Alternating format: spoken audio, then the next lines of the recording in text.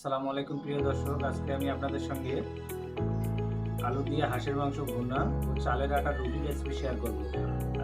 আজকের রেসিপিটা হবে একদম আলাদা। রেসিপিটা পারফেক্টলি বানানোর জন্য থাকছে অনেক tips and tricks. By the way, আমি শেয়ারিফ, আপনারা দেখছেন আরিফ কিচেন বিডি চ্যানেল। আলু দিয়ে হাঁসের মাংস ভুনা রেসিপি বানানোর জন্য আমি এখানে একটা হাঁস নিয়েছি, আগে ভালোভাবে ধুয়ে পরিষ্কার করে নিয়েছি। হাঁসের মাংসগুলোকে এখন আমি মশলার মিশ্রণে ম্যারিনেট করে নেব। প্রথমে দিয়ে দেবো 1 কাপ পরিমাণ পেঁয়াজ কুচি, এরপর দিয়ে দেবো 2.5 চামচ পরিমাণ আদা বাটা,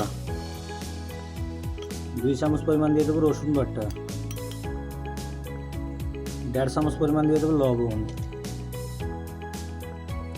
কাশ্মীরি মির্চি পাউডার দিয়ে দেবো 1.5 চামচ পরিমাণ, হলুদ গুঁড়া দিয়ে দেবো 1.5 চামচ পরিমাণ, ধনিয়ার গুঁড়া দিয়ে দেবো 1.5 চামচ পরিমাণ, 1 চামচ পরিমাণ দিয়ে দেবো জিরার গুঁড়া, 1 চামচ পরিমাণ দিয়ে দেবো গরম মশলার গুঁড়া, 2 টুকরো দিয়ে দেবো তেজপাতা, 1/2 চামচ পরিমাণ দিয়ে দেবো টেস্টিং সল্ট, এরপর দিয়ে দেবো পরিমাণ মতো সয়াবিন তেল। এগুলোকে এখন আমি হাত দিয়ে ভালোভাবে মেখে নেব।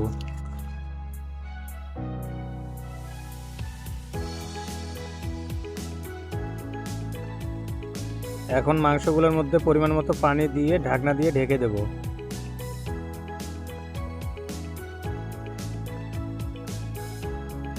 দর্শক, এখন আমি গ্যাসের ফ্লেমটা অন করে হাঁসের মাংসগুলোকে সিদ্ধ হওয়ার জন্য চুলার উপর তুলে দেব।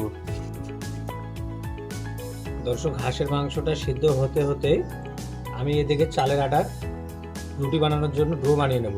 এখানে আমি নিয়েছি প্রায় 700 থেকে 800 গ্রাম পরিমাণ চালের আটা এবং নিয়েছি পানি গরম করে। চালের আটা রুটির জন্য অবশ্যই কিন্তু গরম পানিটা লাগবে। আমি গরম করে নিয়েছি গরম পানি। আটাগুলোর মধ্যে দিয়ে দেবো 1/2 চামচ পরিমাণ লবণ,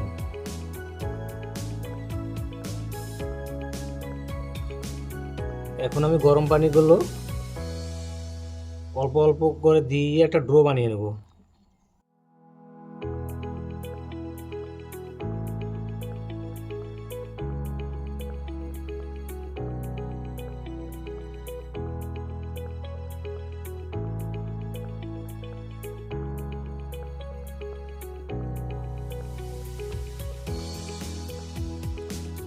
এখন আমি হাত দিয়ে মেখে নেব।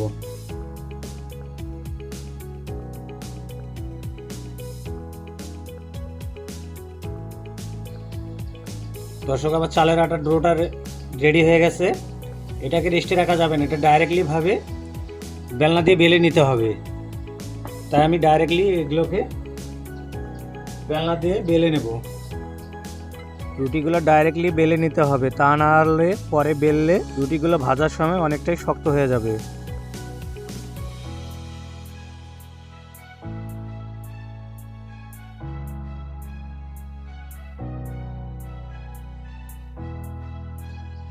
দর্শক, সবগুলো রুটি আমার বেলা হয়ে গেছে।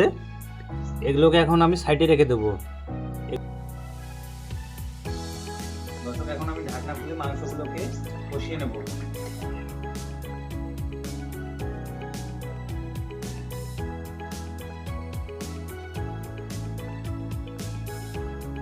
এখন দিয়ে দেবো কয়েকটা আস্ত কাঁচামরিচ, 5 থেকে 6টা, আর দিয়ে দেবো আলু। এরকম মিডিয়াম সাইজের আলু 2 ভাগ করে নিয়েছি, 4 থেকে 5টা আলু।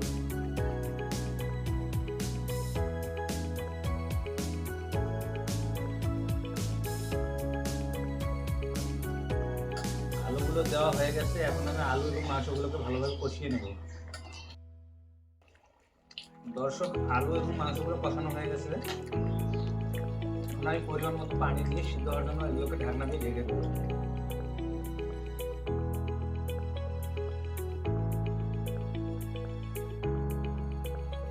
দর্শক, হাঁসের মাংসগুলো প্রায় আমার রেডি হয়ে গেছে। এখন আমি ঢাকনা খুলে কিছুক্ষণ কষিয়ে নিয়ে মাংসগুলোকে নামিয়ে নেব।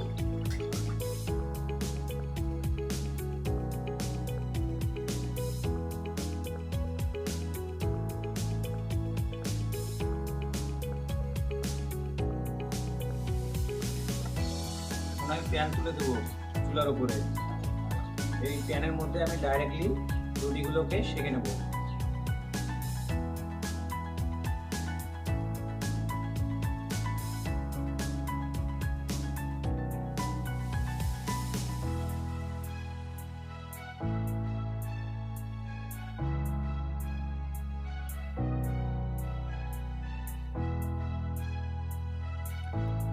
দর্শক, একটা রুটি আমার সেঁকা হয়ে গেছে, এটাকে এখন তুলে নেব একটা প্লেটের মধ্যে। বাকি রুটিগুলোকে আমি একই প্রসেসে সেঁকে নেব। দর্শক, সবগুলো রুটি আমার সেঁকা হয়ে গেছে, এখন আমি পরিবেশনের জন্য রুটি এবং হাঁসের মাংসগুলোকে সার্ভ করে নেব। দেখুন দর্শক, আমি কত সহজে চালের আটার রুটি ও আলু দিয়ে হাঁসের মাংস রেসিপিটা বানিয়ে ফেললাম। আপনারাও চাইলে বাসা বাড়িতে খুব ইজিলিভাবে বানিয়ে ট্রাই করে দেখতে পারেন। বন্ধুরা, ভিডিওটি কেমন হয়েছে অতি অবশ্যই কমেন্টে জানাতে ভুলবেন না। আপনাদের সঙ্গে দেখা হচ্ছে আমার নতুন একটা এপিসোডে। সবাই ভালো থাকবেন, সুস্থ থাকবেন। আল্লাহ হাফেজ।